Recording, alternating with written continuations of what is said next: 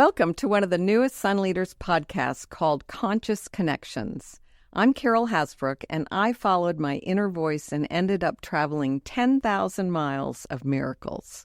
I wrote a book about it. You can find it on Amazon.com. It's called 10,000 Miles of Miracles. It came about because I listened to and followed what my still small voice, what I call my inner guidance system, told me to do.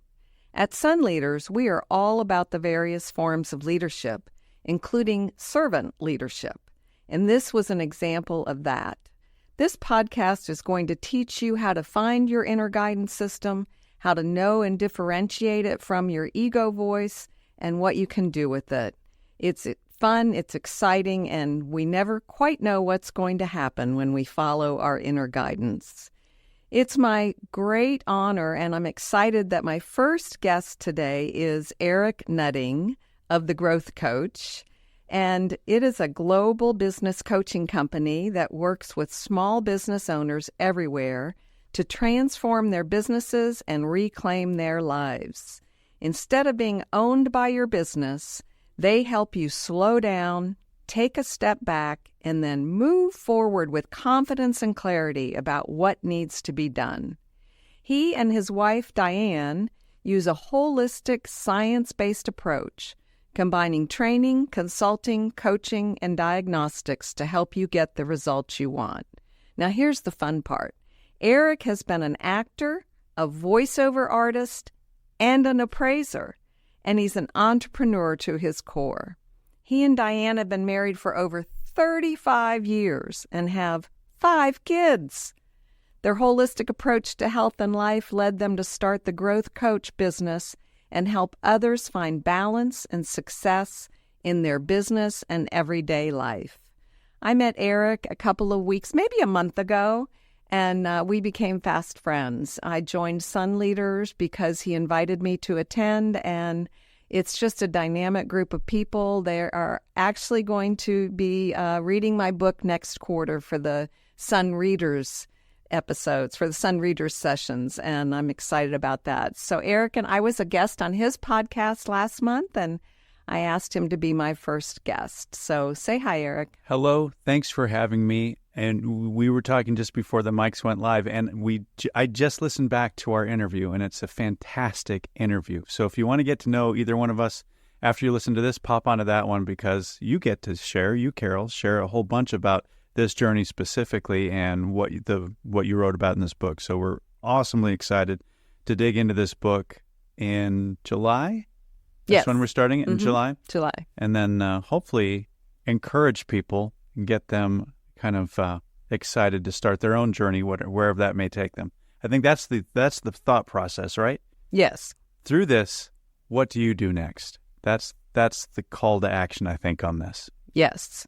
And so just briefly, what inspired me to take the journey and then ultimately write the book was I got laid off from work, and I pretty much thought my life was over.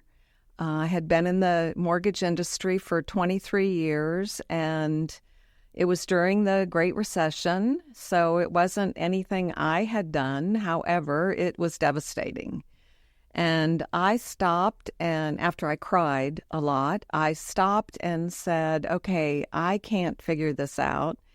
And for me, when I have a problem greater than myself, I turn it over to who I call God. And the question that was immediately given to me was, well, if you could do anything and time and money didn't matter, what would you do? And I decided I would help people and travel. That's what I love doing. So the book tells you about that. And what I'd like to know, Eric, is when was the last time you had a catastrophe or a challenge that was really big in your life, and you had to turn it over to something and ask yourself, where do I go from here?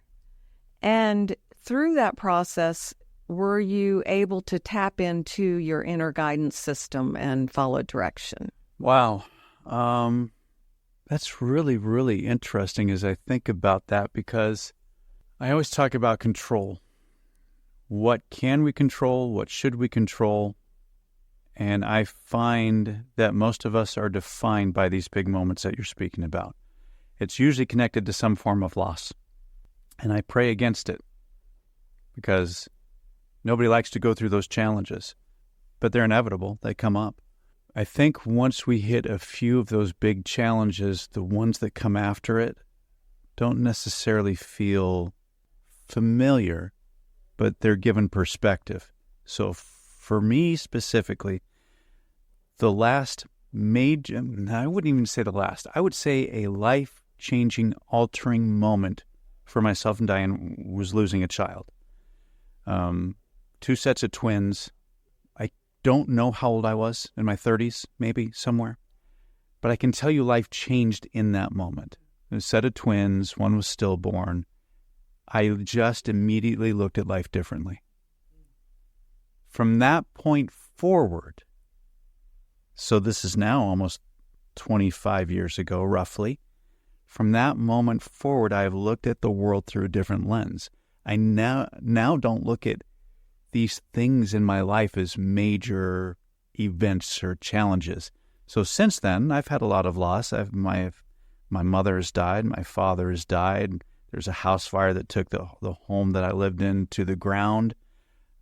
People come and go. I'm getting older. I watch people move on, but I don't look at these, and I certainly have been through multiple businesses and careers, but I don't look at them as life-altering. I look at them as part of the flow of life, if that makes sense. And it helps me get through the day-to-day. And I do that, interestingly, because this is what you talk about in the book and what you and I spoke about in our last conversation, a huge part of who you are and a huge part of what I coach on, which is purpose. If we can connect into that, these so-called things that seem life-altering maybe aren't so life-altering as we once thought they were. It's simply life in its day-to-day process. So I would be hard-pressed to find one significant event since that loss that has really moved me in the same sort of way. I do know that I felt numb and helpless when I lost my dad in a house fire. But that's because all of a sudden I had so much responsibility. And I was just kind of being pushed and pulled by the different forces of what I had to participate in. And then, there have been various relationship challenges that just kind of come and go with a long life. But beyond that, it's a really great journey. It's a really great journey. I tell people that through this all, I love the darkest moments. Maybe not while we're living it. Sure. But on the other side of it, they're great. I can't think of a better thing to do than to breathe air and see what's next. I mean, that's pretty exciting. And that kind of speaks a little bit to the adventure you went on, right? You cried a little bit. I get it. There's a loss. There's also, and I want to talk to you about this a little bit, kind of an identity shift, isn't there? Mm-hmm. It's like, okay, this is who I am. This is what I was, and you're taking this away from me, and I don't do this anymore. What do I do?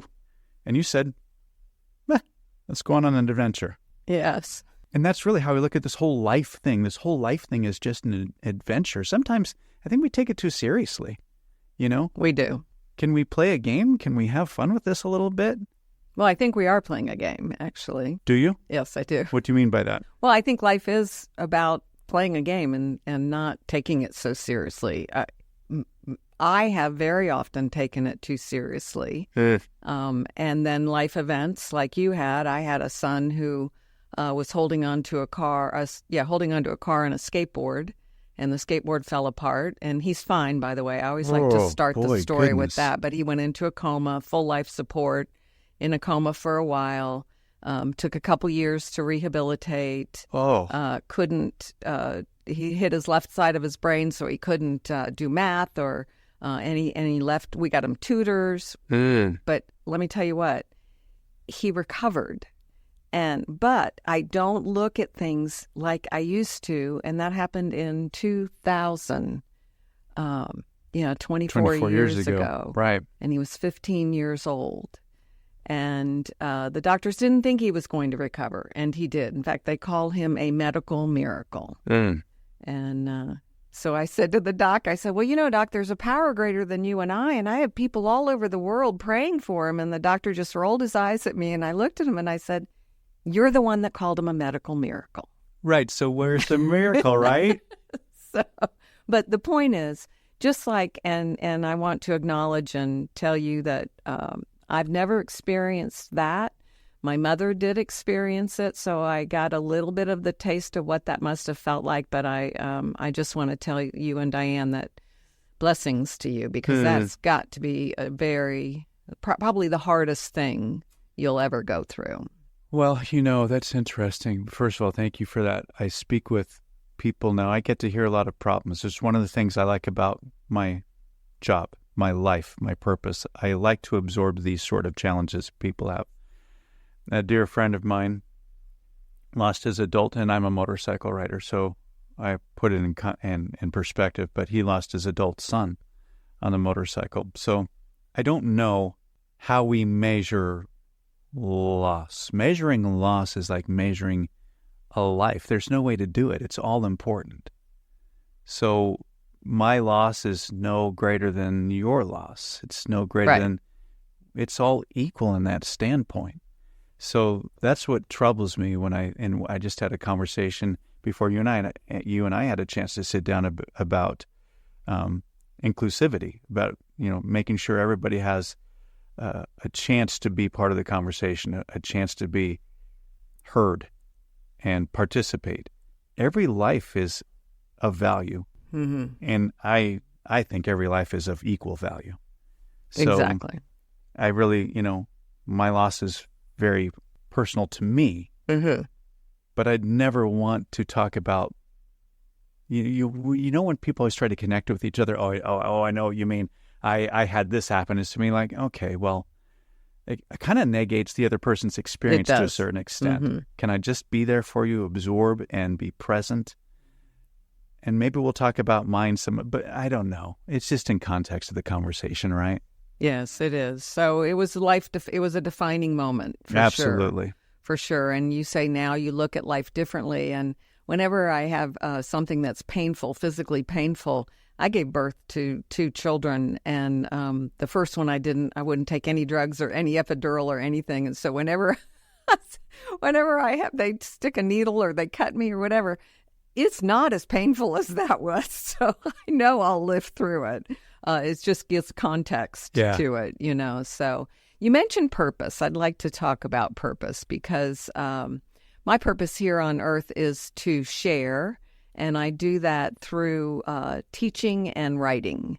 And my sharing is my life experience. That's what we all can share, right? And what I've learned and how I can help others. Part of this journey that we took with the Dames Gone Wild, which, by the way, is what we named ourselves for this journey, because we were 2 women in our 50s and 60s sleeping on couches and vagabonds, basically. But the purpose for this, one of the purposes for this journey was to repurpose women who feel like they've had some kind of a loss in maybe later on in life. And because we can't, you mentioned image and identity. And, right. And we kind of have identified as women as caregivers and mothers and daughters, taking care of parents and wives and taking care of husbands. And not that we didn't have a career and all of that, but that wasn't, the identity tends to be nurturing and taking care of others. And, for sure. And so there's a lot of women that have had many different kinds of losses, and we were out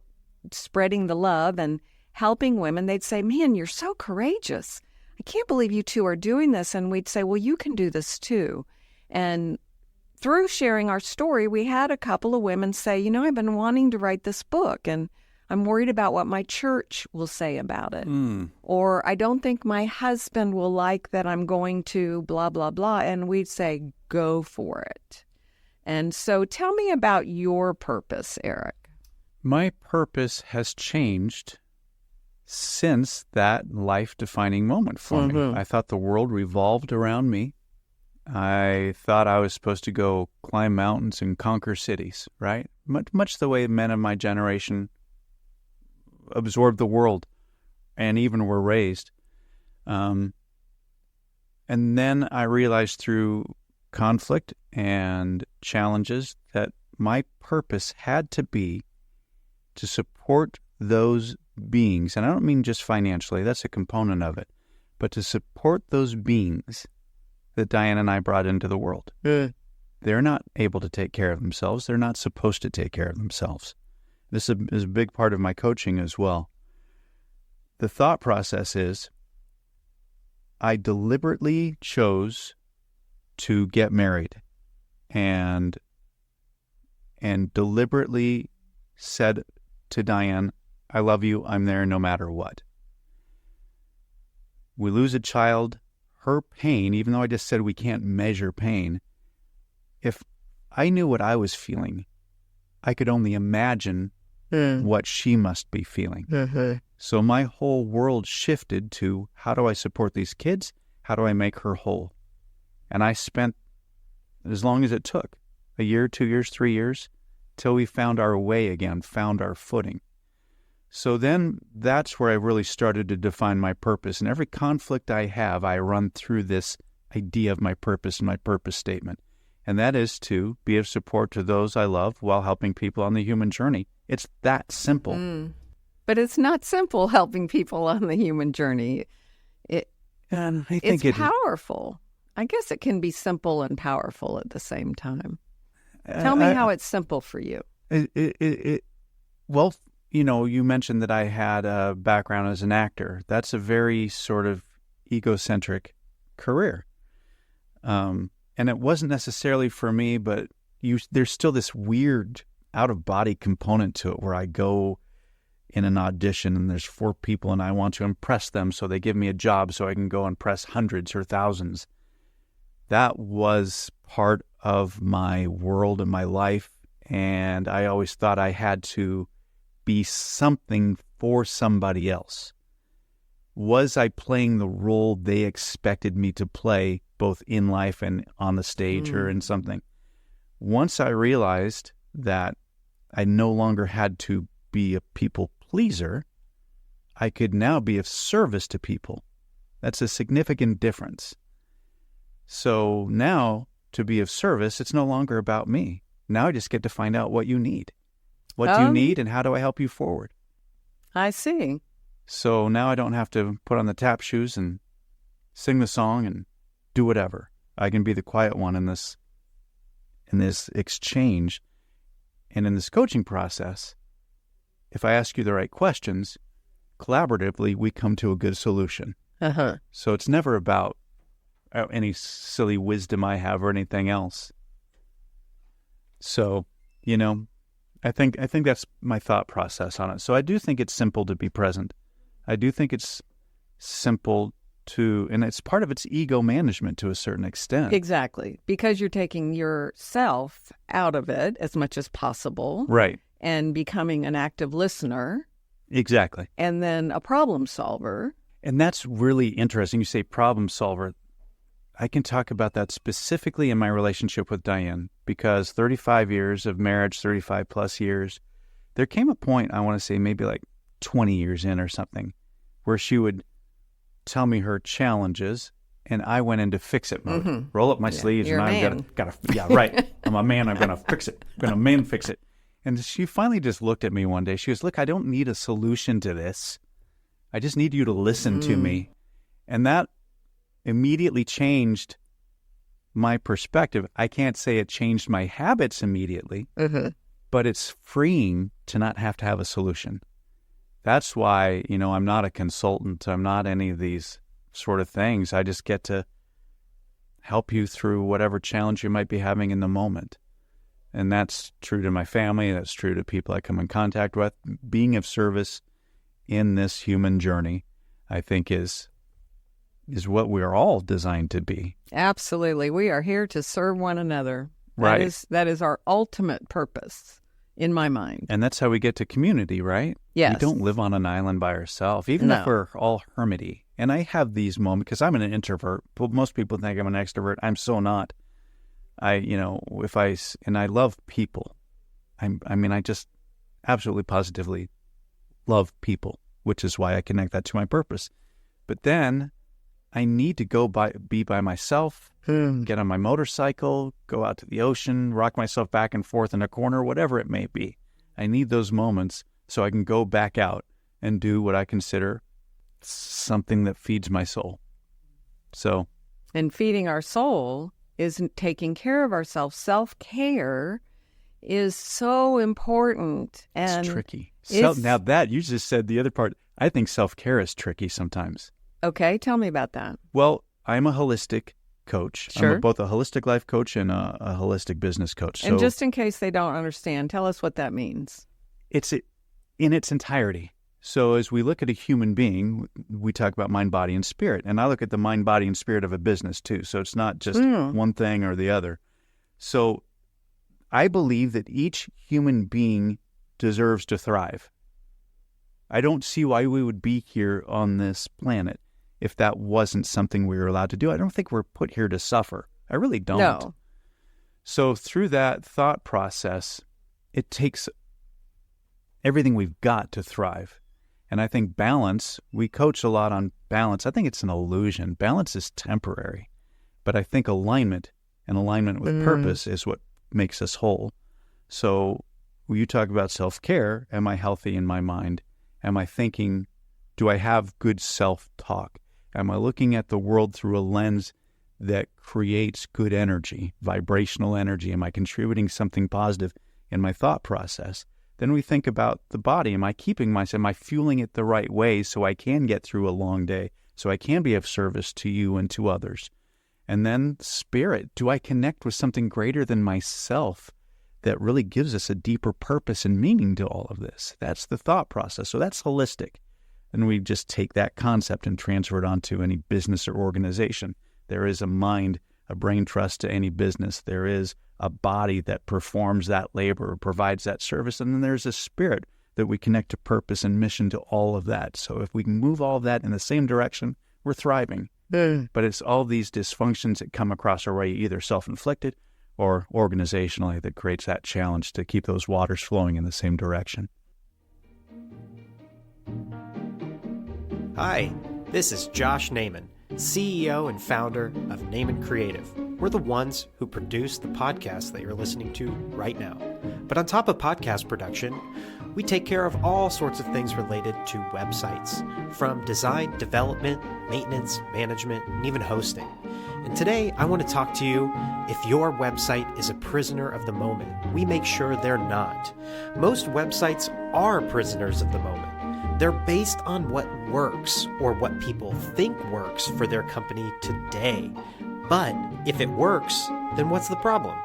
Well, when you're designing a website for a moment in time, it's tempting to think in the short term. Upfront costs are generally lower, and timelines can be a little faster. But if you think in the short term, you get short-term results, which usually ends up costing you more money. So, for long-term results, let's use Naiman Creative. We will make sure that anyone that comes to us is not a prisoner of the moment. Contact us today, info@naimancreative.com. That's interesting. I have never looked at a business as having a mind, body, and spirit, so I'm looking forward to learning more about that from you. I think at their best, they should. Well, it makes sense. Yeah. Of course, right? It's just another entity. It's just we're all entities. And Right. I liked what you said about that you don't believe we're here to suffer. And one of the quotes I like is that pain is inevitable, suffering is optional. Oh, yeah, that's good. We're all going to experience pain and tragedy, and things aren't always going to go the way rarely do things go exactly the way I want them to go. And I finally, after all my years here on Earth, realized that's okay. Right. That's okay, Carol. What can you learn from this? Because everything in my life and everything I believe in everybody's life is either a lesson or a blessing. And the lesson is simply an unrealized blessing. So I don't see the blessing because I'm going through the muck or whatever that might be. And it seems like it's hard or it should be different than what it is. Instead of saying, everything happens exactly the way it's supposed to happen. Life is not happening to me. Life is simply happening. Right. And I get to observe how I react. I don't get to tell you how you should react, how you should look, what kind of clothes you pierce, nothing. Right. How you wear your hair. That's not my business. Right. My business is how I react, how I show up. I love what you just said, because so many times we say, you said life happens the way it's supposed to happen. Isn't that what you said? Mm-hmm. What do most people say that I always struggle with? There's a reason for it. There's a reason for everything. Everything happens for a reason. I'm not so sure I believe that. I like the way you look at that a lot better. Life happens the way it's supposed to happen, as opposed to say there's a reason. To always have to reason something that we would perceive as negative or hurtful or harmful. I'm not so sure there's always an easy way to do that. Yeah, well, it's always our definition of what the reason is, so then it puts in our perspective. And yeah, my reason for everything is it's either a lesson or a blessing. So I get to look at it and say, okay, so obviously I didn't graduate that class the last time I dated that kind of man, and now I have that same kind of man with a different face. What's my lesson? Right. And if I can stop and really get that, because the universe is so kind, the universe always gives us exactly what we need. I love that too. To graduate from the class we're in. To think that the universe is so kind is a beautiful thing. Oh, it is. Yes. It is absolutely so kind. And so when I talk about belief systems with people, I always say, has God ever let you down? And the answer, I've not heard anybody say yes yet. Because when I work with people, we say there's good and there's bad and there's right and there's wrong. Fine, they exist, super. But if I can get you to throw those out the window, and as we work on things, if we can just say, listen, is this healthy or unhealthy? Those are the lenses I want us to look through when we work together. So to think that the world and God and the universe have this just endless amount of kindness for us, I think that's a beautiful space to be in. I do. I totally believe that. I also believe everybody's doing the best they can with what they know. If they knew better, they'd do better. Yes. So maybe some people aren't behaving the way I want them to behave, but if I was in their shoes, I would probably behave the same exact way.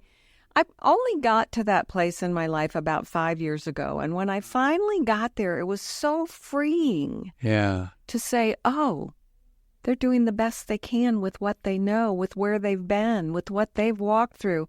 On this journey, we helped the homeless people a few times. And in the beginning, I was quite nervous about it. I couldn't look them in the eye. Now, I've been giving them money on the street corners my whole life. But when I had to be one-on-one and a person-to-person, it made me very nervous. Well, my fellow dame, Joyce, had no problem looking them right in the eye, patting them on the back, giving them a hug. And afterwards, I said, how do you do that? And she said what you talked about earlier, everyone deserves to be acknowledged. Everyone wants to be acknowledged and loved. And so the second homeless shelter we went to, it was a little bit easier. And by the third one, I was hugging and bringing them to get their next plate of food and directly looking in their eyes. And so it's just everybody's. If something, just one choice. Jordan and I were talking about this before we got here. If I had made one different choice in life, I could be that person on the street. Yes, I think about that sometimes too, for sure. So I am that. We said that many times, Joyce and I am that. And that went for dogs that were unruly and people that looked different and acted different. But I want to get to the inner guidance part. Mm-hmm. So what do you call your inner guidance system? It's interesting. My training, a lot of my certifications are through the Church of Humanism. I am not a humanist. I do believe that humans are God's greatest creation. I connect to what I believe God to be. And at my best, I stay connected. And at my worst, I run away. I think like all human beings do when they connect with whatever they believe in. So I'm very much at peace with my faith and my relationship with how I define God, but I wasn't for the longest time. I thought I was supposed to worship and believe the way I was taught. I didn't find it on my own, which is really interesting in context of parenting. I thought that was a great gift for me to be able to find it on my own. So that's what I wanted for my kids too. So I have 5 remarkably diverse belief systems within my family. And I think as long as it's serving them individually, it's perfect. I don't think I should be the one defining belief systems for another human being. Exactly. And that's a lot of what I do too. In fact, rarely would I even answer this question, but since I'm a guest on your show, I feel inclined and honored to be able to answer it. But when I sit with people, I say, listen, my belief system doesn't matter. What matters is your belief system, and is it serving you, and are you serving it? If it's not, there's a separation. We got to figure this out.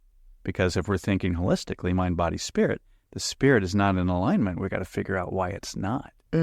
So that's heaven when it's all in alignment. Yes. And it's hell when it's not. Yes, exactly. And it's the most beautiful feeling to recognize that there is something that's participating in our life beyond us. That's probably the closest I feel to heaven in those moments. I mean, my relationship with my wife, my relationship with my kids are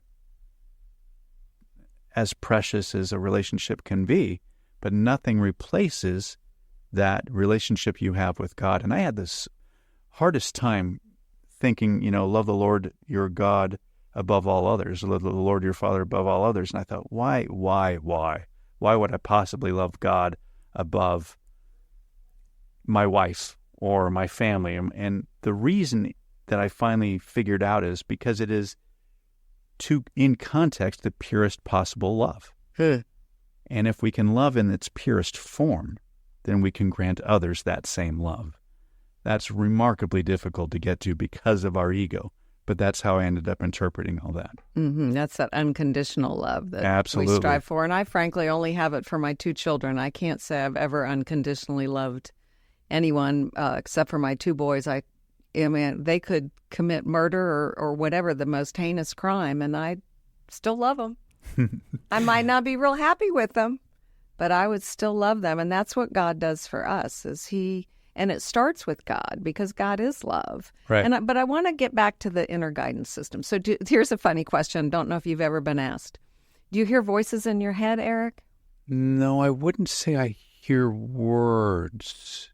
So voices to that context, no words. Okay. But I certainly have a feeling like I know when I am connected. And it's always when I choose to be. There might be voices or entities trying to communicate with me, and I'm too stubborn to pay attention in those moments.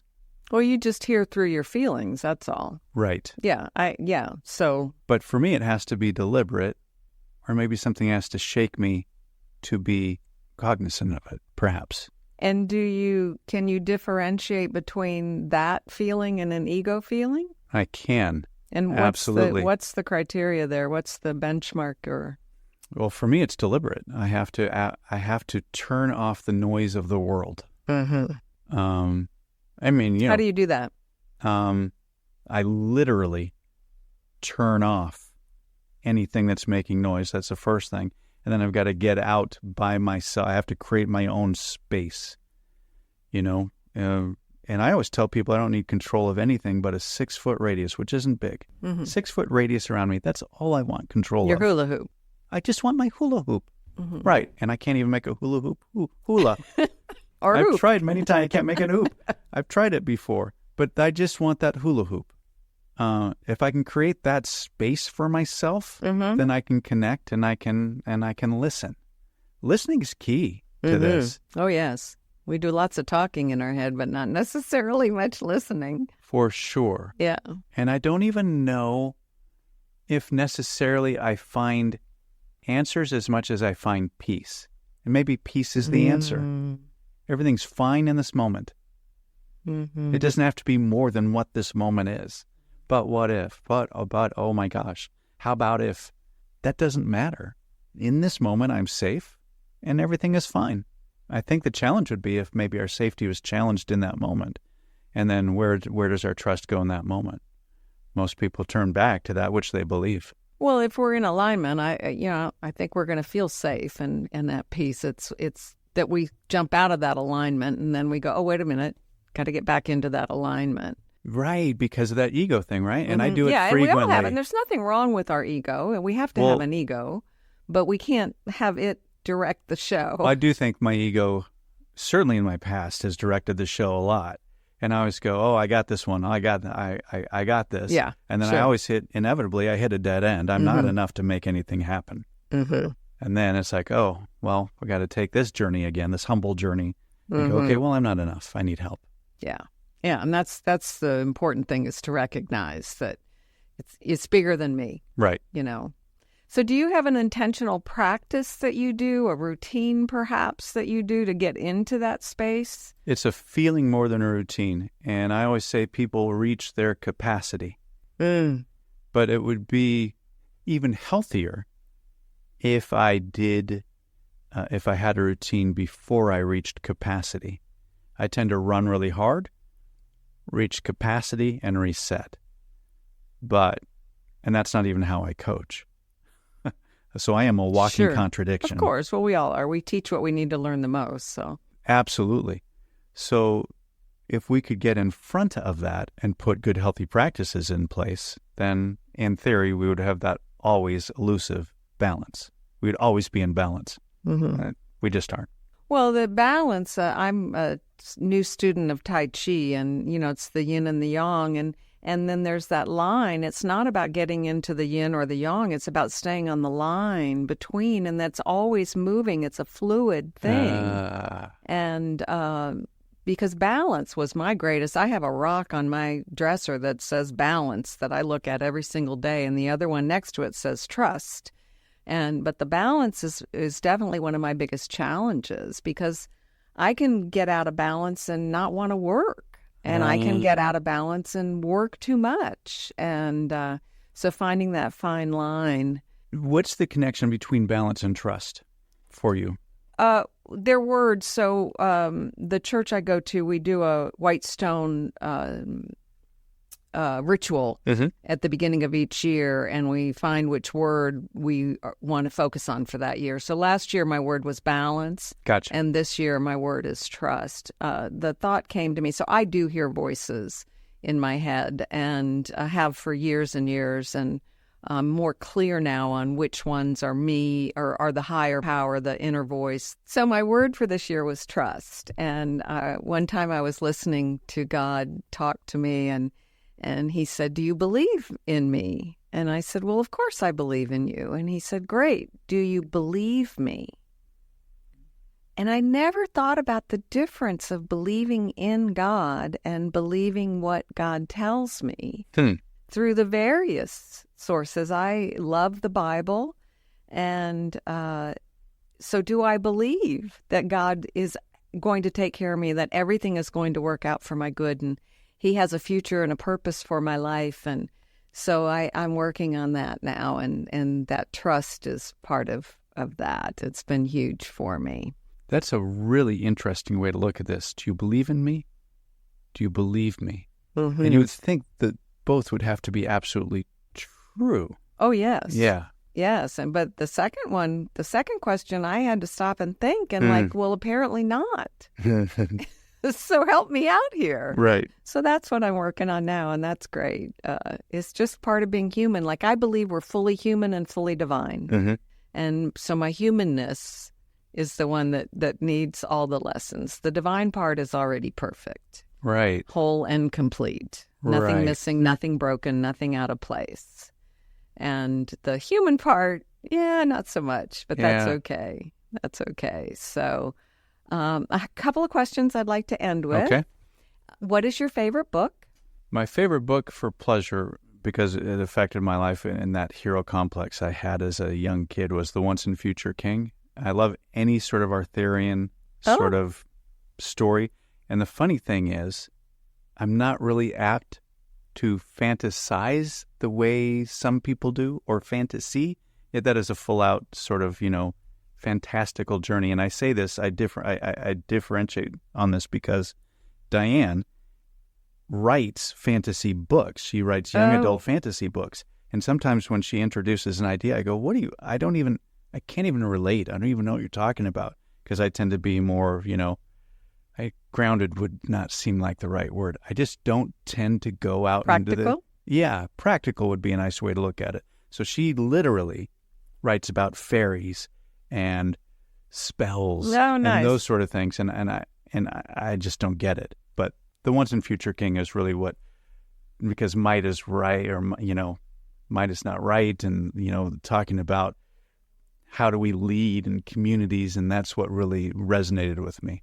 Perfect. I read a lot of business books now, and they're so not interesting. I don't read for pleasure that much like I used to. Yes, it's good to throw a few of those in every now and then. Oh my gosh, yeah. But I mean, as far as genre, I love any sort of mystery, or I guess mystery's a fantasy. Yeah, it's sure. a different sort of it. More fantasy oriented than you realize. But right now, I'm reading a book on war leaders and combat leaders, and how they lead hundreds and thousands of people, because I find it applicable and practical in the work I do.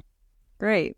All right, last question. Who's your favorite teacher of all time? The one that comes to mind, so he must have had the greatest impact, is Mr. Groom. But and he was my 6th grade teacher.